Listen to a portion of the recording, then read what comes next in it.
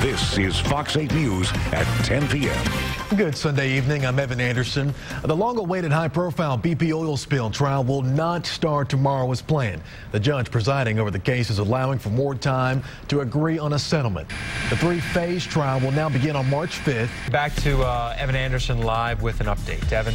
Yeah, the good news is that everybody has been accounted for and there has been no major injuries. In fact, New Orleans police have just reopened Gentilly Boulevard to through traffic after a dramatic scene just 2 hours ago. We told our viewers about that scuba diver we saw go into the water. We're now told by a JPSO spokesperson that that was only out of an abundance of caution. Since Friday night, New Orleans police say shootings injured 10 people and left a 54-year-old man dead. It's hard to believe New Orleans police are combing through their fourth separate shooting incident in this city. Right now, we're being told by police that 2 people were shot. 1 man did die. This is the first murder of the day after 8 people across the city were shot. A terrifying night for a number of innocent bystanders who got caught up in a couple of these shootings in the French Quarter. We talked to a group of young ladies not too long ago, less than 10, 15 minutes ago. They just headed back home. All teenagers, 16 years old, 17 years old, 18 years old, all young females out on Bourbon Street. Literally, like, it had to be between 2 and 5 feet away from the man's dead body that they were shooting at.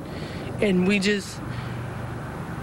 were all just making sure everybody was okay, making sure, you know, nobody was like shot and had a serious injury. But I mean, it was so unexpected. We were literally just stepped out of our vehicle to go out and have a good night, and this is what happened.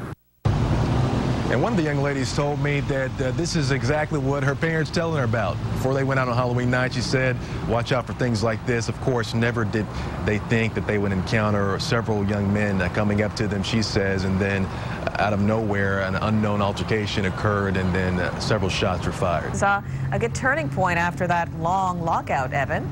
Certainly a good turning point, and Liz, certainly a lot of excited fans now that this season is back up and going as we continue to kind of creep towards the start of this NBA season. But I wanted to mention that even though players on the roster can return and begin workouts today, they cannot have direct contact with the coaches. There are only 5 players, by the way, on the Hornets roster. An FBI agent will retake the stand for the 3rd time in the Danziger Bridge shooting trial, and the prosecution could wrap its case by the end of this week. Well, your Saturday night is about to get a little bit longer because, and chances are you probably won't notice it, it's a so-called leap second, and they will be added to the world's atomic clocks. It's 6 months to the day that America will choose the next commander-in-chief, and with the economy bound to be the central focus of the presidential race, the Mitt Romney campaign releasing a new ad taking direct aim at President Barack Obama. Meteorologist Nikandra Norwood in the Weather Center to let us know when this rain is going to let up, and does it mean this all out if you're by tomorrow, Nikandra? Newt Gingrich just wrapped up a rally on the North Shore. Evan Anderson is live in Covington. Yeah, John, downtown Covington was full of Gingrich supporters during his rally, which wrapped up less than an hour ago. He promised that if elected as president, he will promote Louisiana seafood, Louisiana energy, and tourism industries. That I am determined to run a campaign of vision, a campaign of large solutions. Republican presidential candidate Newt Gingrich makes campaign stops across the state. I would vote for him if he gets the nomination. We're very impressed. Said a lot of things that we wanted to hear, especially that $2.50 gas. Fresh from a meet and greet in New Orleans and a quick stop at the Audubon Zoo, the former House Speaker makes his way to Covington for a rally. And I want to report to you that I need your help very badly, because over the last few months it's been very hard to run a visionary campaign because it goes against everything in the current American political system, which is cynical and, frankly, in some ways, just plain sick. Following Gingrich's losses this week in Alabama and Mississippi, 2 primaries Gingrich had focused on winning, speculation has swirled among political insiders as to how much longer he could remain a viable candidate in the race. I don't really know. I think he is fighting an uphill battle. I just wanted to hear what he had to say. I mean, I think at this point, our family's still kind of undecided. Gingrich said as early as this morning, he's staying in this race as long as possible. I think he's the guy. I don't have the same faith in the other 2. Now, Gingrich is asking supporters for donations as small as $2.50. That's how much he says it will cost per gallon of gas if he's elected as president.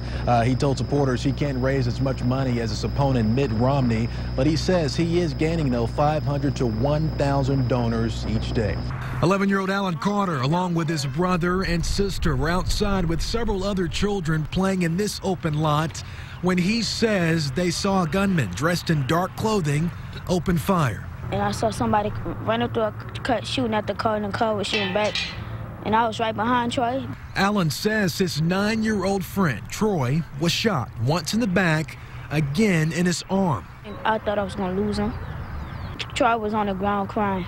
I had just went upstairs to lay down, and I heard the gunshots, like 4 shots. Abalika Hudgens is Alan's mother. She has 8 kids from 15 to 3 years old, most of which she says were outside during the shooting.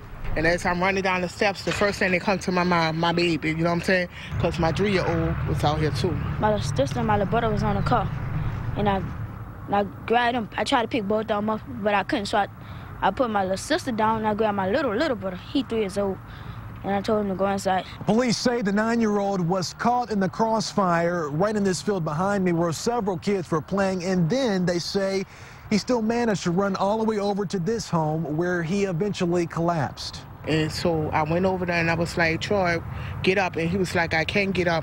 I went inside, got a pillow to put under his head, gave him some cover because he said he was cold. Then he held my hand and he was like, please don't leave me. Now police are looking for suspects and yet another drive-by shooting where a number of kids were playing outside on a Sunday afternoon. Now it's like hard to take it all in right now because it happened so sudden. And then with my mother, her passing 2 days before his passing, you know, I'm in disbelief. It's just overwhelming right now. It's really overwhelming.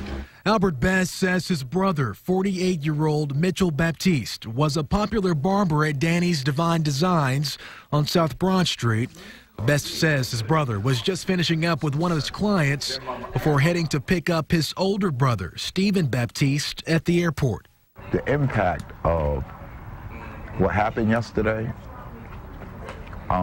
threw me for a loop because I was at the airport waiting for my brother to pick me up. Stephen Baptiste says he called his brother when his plane landed, and he told him he was on his way. But after a few hours waiting, Stephen says he never showed. I'm thinking that maybe he had a lot of clients, and, you know, I know how to get home.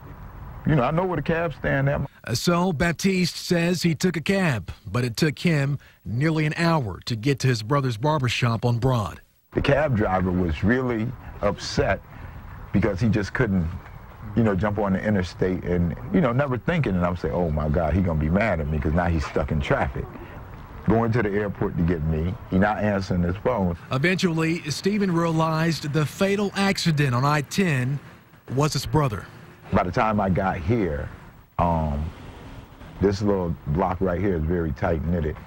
The coroner had been here and left a card with someone. A witness has told investigators they saw a black Nissan clip the car in front of it, Mitchell's car. The front car lost control, slammed into a light pole, and burst into flames. The witnesses say they tried to pull Mitchell Baptiste from the burning car, but the doors were locked. It's just a sad situation. Unbelievable. Beth says their mother, Brina Mae White Bond, died this past Tuesday after long-term heart complications. Now this family is dealing with 2 losses in 1 week. I came here to bury my mother, and now I'm in the process burying a brother. My buddy. Cherie Kerner takes a moment to reflect on the life of her brother, 52-year-old William Kerner IV. Yeah, that's kind of when he started driving, and he just, you know, thought this was the greatest thing. Just one of those warm people, you know, when you meet, you feel like you immediately know. Anytime anybody isn't, you know, was in distress, kind of guy you could call up, you know, especially if you talk to the drivers, and many of them say that. On May 27th last year, Billy Kerner's cab was found crashed into a tree, and his body discovered a short distance away in a 200 block of Adonis Way in Terrytown. He was gunned down in broad daylight. He was at work. He had already had loads. You know, he had his trip sheet filled out. You know, he had his dollar amounts down. It's odd for my brother, you know, that he would have been befallen by this because of his vigilante disposition in the community. Less than 24 hours after the murder, the Jefferson Parish Sheriff's Office charged 24-year-old Jamario Alexander of Harvey with second-degree murder in the shooting death. So I thought immediately, you know, the problem with his murder is it's a second-degree murder.